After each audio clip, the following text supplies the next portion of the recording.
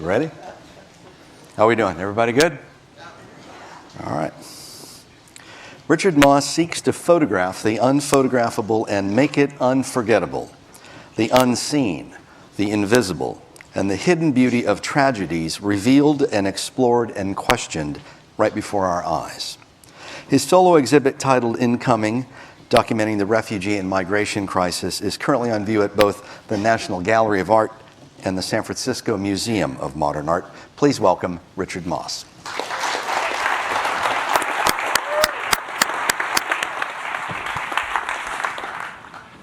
Hey, Jesus.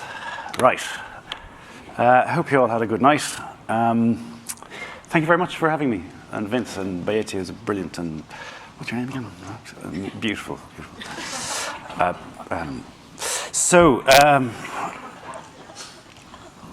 Shit, I missed that slide.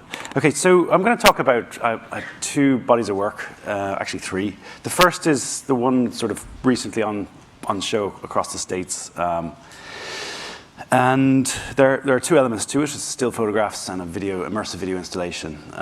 So the video is called Incoming, and the still photos, I've called them heat maps. And this body of work regards the refugee crisis facing Europe. And to do this, I've chosen to examine this medium here, which is a type of camera. It's designed by a multinational weapons company based all across Europe and the world. And so this camera is part of, I suppose, it's not really for professional storytellers or even consumers or anyone except the military and the police forces. And so it's sold to governments. It's designed, its primary purpose was for battlefield situational awareness, insurgent detection, targeting, and tracking, as well as search and rescue. So I see the camera as part of what I understand as the military humanitarian complex, which is Europe's response to the refugee crisis. Instead of, I suppose, welcoming the refugees who land on our shores, within the sort of asylum systems that we've ratified after the Second World War, we've chosen a kind of fortress Europe mentality. And so the camera, as I understand it, is a way of is one aspect of that. It's a technology we have chosen, our societies have chosen to prevent these people from landing on our shores safely. So for me, it was a way of meditating on the refugee crisis in a very peculiar way, in a very specific way. So according to the manufacturer's tests, the camera can image human body heat from 30.3 kilometers or 18 miles, day or night. So it's extremely powerful to the point of being rather sinister, in my opinion. To make the heat maps, so you have to understand that the angle of view of the camera is almost telescopic. So it's very hard to obviously take a landscape photograph. So to do so, and I wanted to make, I suppose, portraits of the architecture and the camp architecture, the refugee camp architecture, to map them. The perimeter fences, the containers, the tents, the portaloos, the sentry huts, the barbed wire. To do that, I took points of elevation. Sometimes, obviously, just hills or tall buildings. But when I couldn't find hills, I would hire a scissor lift like this. And so there's the camera there, mounted on a robotic motion control tripod, big enough to lift it. And so in doing so, I was able to construct a kind of composited thermal panorama. Here we have 16 images. However, each heat map were composite of at least 400 images, sometimes more like 1,000.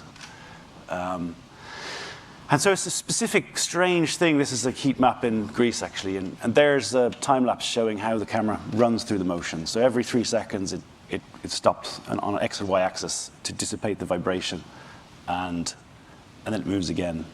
And so then I pull, it's a durational photograph in a way. This one took about half an hour. Some of them take more like an hour. And I pull the individual frame out of the video file and composite it to create an overall panoramic image such as this by layering them in Photoshop like that. And so the extraordinary thing that happens, at least surprise that I felt when making the work, was this sense that the images somehow, they don't adhere to the rules of linear perspective, which are the rules of visual art that we've lived by for hundreds of years. Each of these cells, if you call them that, has its own distinct, discrete vanishing point. And so when you cobble them together in Photoshop, you create a very strange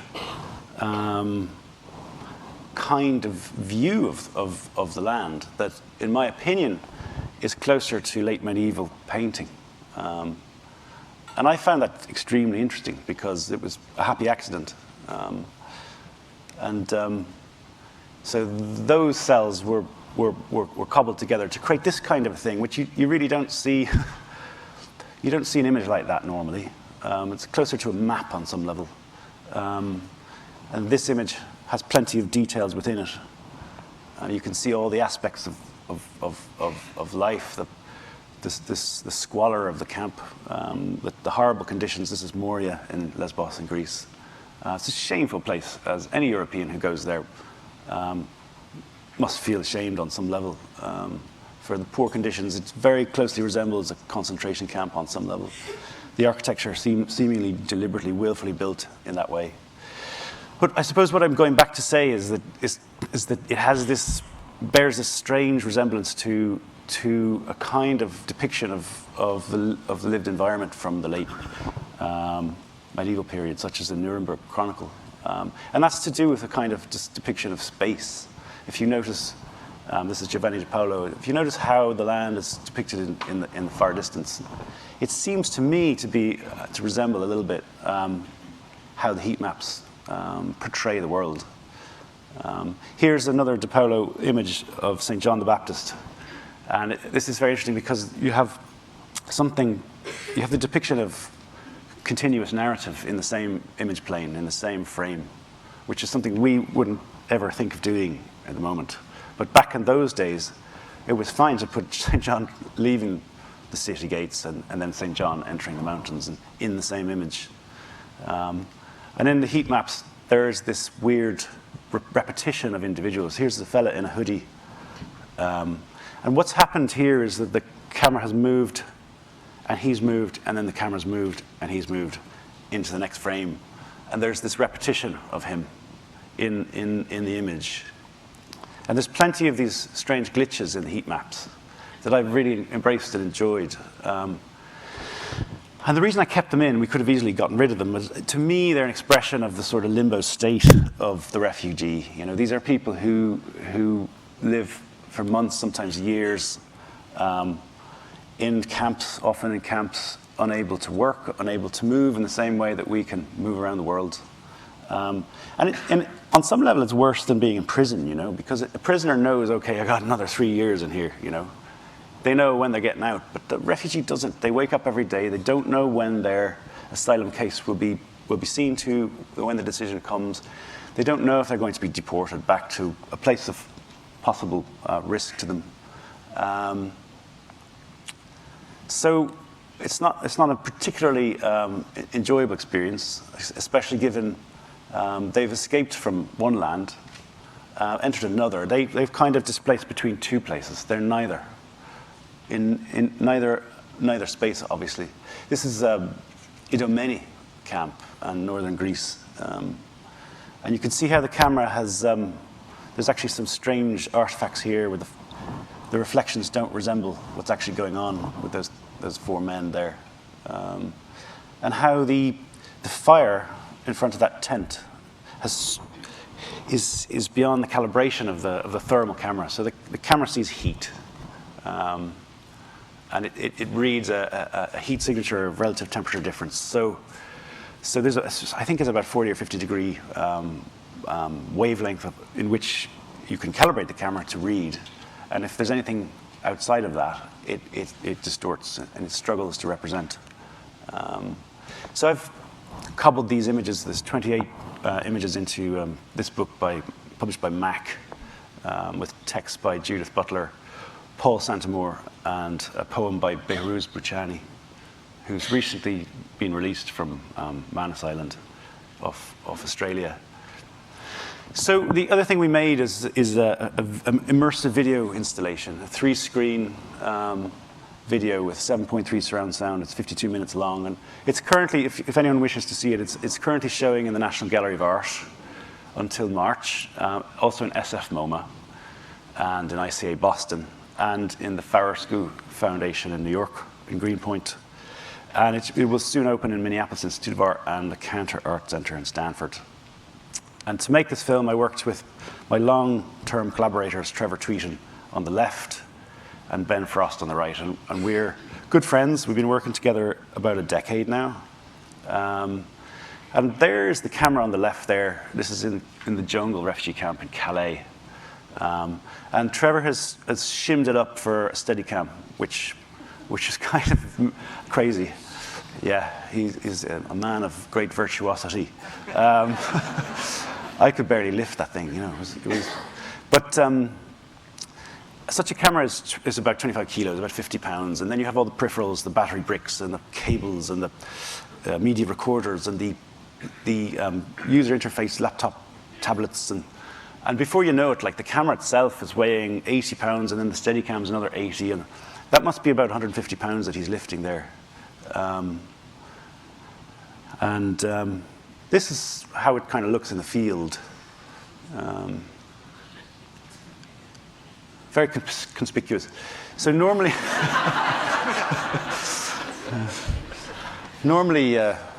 I'd be following along behind him, trying to look at the screen there, operating the focus and zoom using an Xbox controller. So we made a strange pairing. Oh God, there's nothing on my screen. In any case, it produced a very strange way of seeing the world, which makes kind of very, very clear our biological processes, the sweat on our bodies, the respiration that we need to survive, but also the blood circulation beneath our skin. And it sort of represents us in a way that's very unfamiliar. So there's a defamiliarizing effect, which I was hoping we could use to not only meditate on the apparatus that our society has chosen to keep these people out, and as a meditation on immigration policy in Europe, but also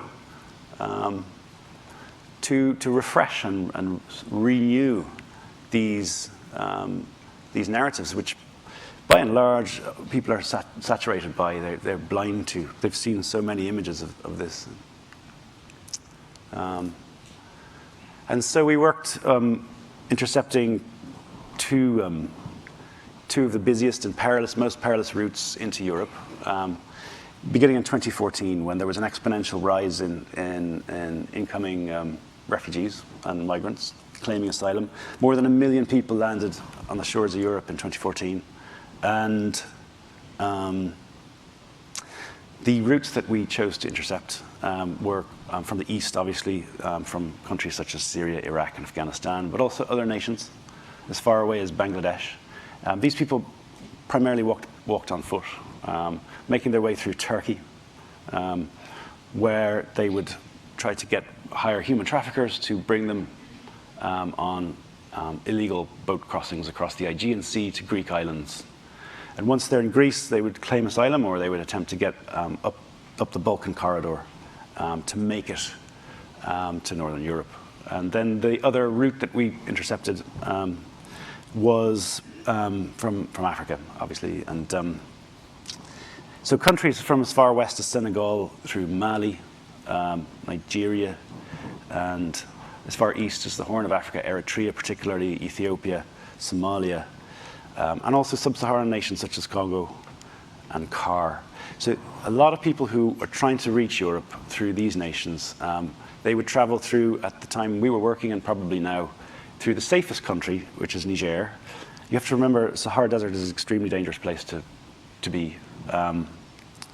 There's a lot of insurgencies, Islamic State in the Maghreb. You have, sorry, that's Al-Qaeda, in the Maghreb, but also a lot of bandits, a lot of groups. And so it's quite risky. So a lot of people go to a town called Agadez, and then the roads sort of run out on the way to Libya. So what happens is that on a Sunday night, all of the human traffickers have these trucks, and they corral, they sort of drive around, they pick up their paying passengers, and they go en masse in a massive convoy for Libya. And then it's about a 4-day drive, depending. This truck probably took 6 days because it's so big. This is off-road driving, and they go quickly, and they don't stop if you fall off. The IOM say that as many people die in Sahara as die in the Mediterranean. So it's quite a risky journey. And typically that refugees would work for a year or two in Libya to get enough money then to pay a trafficker to put them on a boat. So the camera itself, since it's regarded as a weapon, is export controlled. So it's sanctioned in 12 different nations, including Libya and Syria. And these are two nations, of course, that are key pieces of the puzzle for us as storytellers to tell this story. And so we have to work around those nations and not enter them. Otherwise, we could be arrested for the serious offense of weapon smuggling. So I'll just show a kind of a mashup, a 7-minute clip of the piece to give you an idea. Remember, it's 52 minutes in total. So if you're compelled by it, I would hope that you try and go and see it in a museum installation where the specifics of the installation are very different than something like this. But we'll launch into it anyway.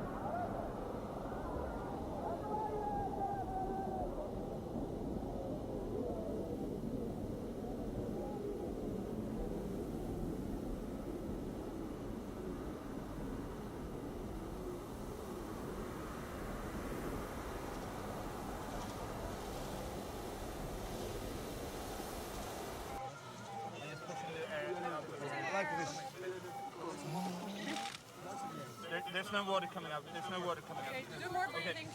5 more breathings. Fortsett i 1 minutt og 15 sekunder.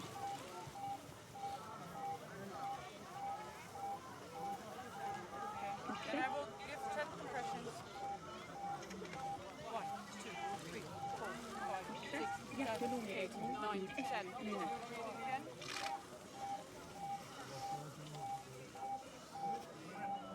Fortsett.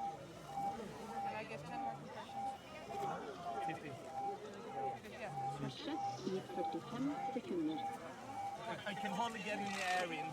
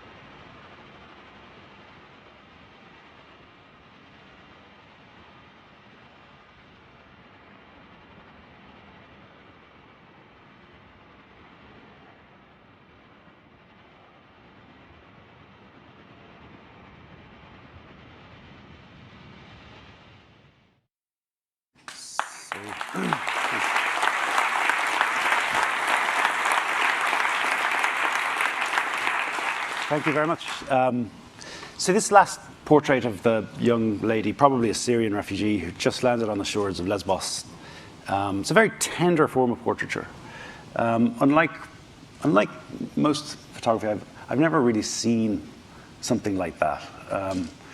And so the camera, because it can zoom in so powerfully, we were able to use it from a sort of medium to short range distance, but then zoom right in to capture these gestures and moments between people, which albeit seem rather invasive. And I'm sure that lady wasn't aware that we were filming her. However, the camera has an anonymizing quality. So the camera, it's impossible to identify the individual because it's a heat trace rather than a depiction of visible light of the world that we see. And this is a very important dilemma, I suppose, that I faced when making the work as a photographer. And I'm sure any photographer working on the refugee crisis issues have faced the same. You have a choice between whether you violate the wishes of refugees, many of whom, for good reason, don't wish to be identified, to tell the story, or do you say, okay, well, actually, I don't have consent from these individuals. Let's not tell the story and look away. So that's a really big question to ask yourself if you're making a story about this. Consent is extremely important when you're dealing with people who are stateless, very vulnerable individuals. They have human rights under international refugee law, but those rights have been massively eroded in the last 10 years, disregarded by our states and our societies.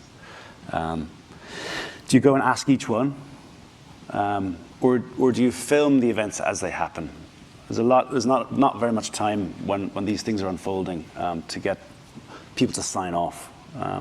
And so I found that this camera, ironically, given it's a weapons technology, since it anonymizes the individual, it gives me as a storyteller the freedom to tell their story without risking betraying their identity. And this is very important, particularly for refugees come to Europe under something called the Dublin regulation, which is part of EU immigration policy, whereby if officials in, for example, Germany can find documentary evidence of a refugee landing on the shores of, for example, Greece, and that refugee has come all the way to, for example, Berlin and claimed asylum there, they will be, under the Dublin regulation, and be sent back to the first port of call, the first country of entry. This is obviously a law invented by Northern European nations to pass the buck to Southern European nations, and it's created, unfortunately, a bottleneck of large numbers of refugees in places like Greece and Italy. And so there's other reasons as well why one would not want to violate the issues of consent. And this is something constantly considered throughout making the film.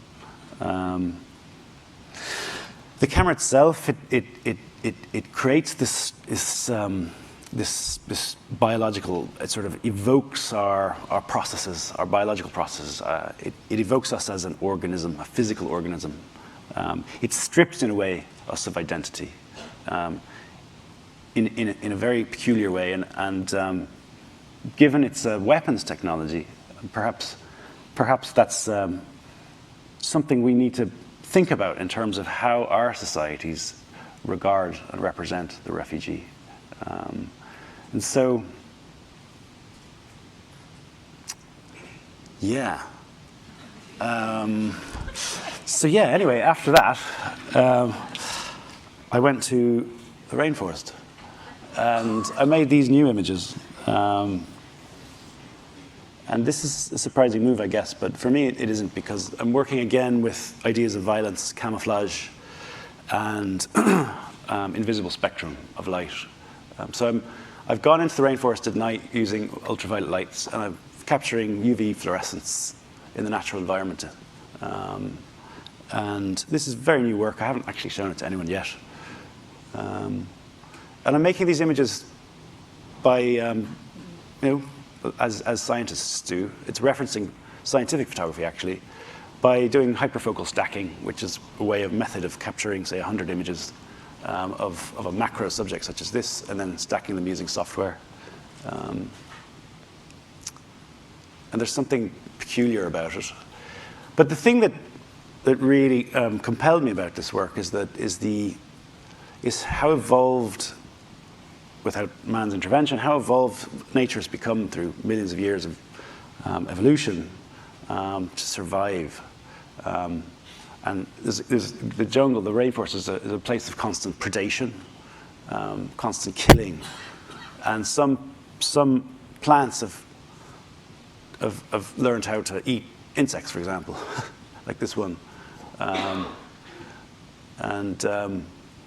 so the details. It's almost like a weird science fiction kind of galaxy. There's some strange metallic tints and very unusual portrayal of the natural world, which I've greatly enjoyed making, I must say. I've spent 10 years or more working in rather traumatic places, and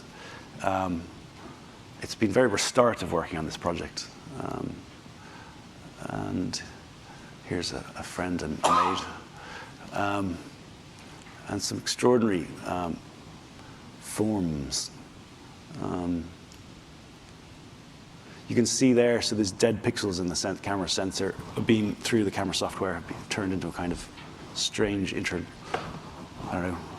effect, these little light wave kind of things.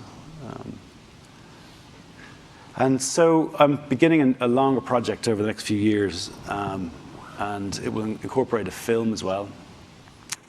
And some of the things I'm wishing to look at are in the rainforest. It's extraordinary. We have in Amazon we have a perfect storm of contributing factors to deforestation.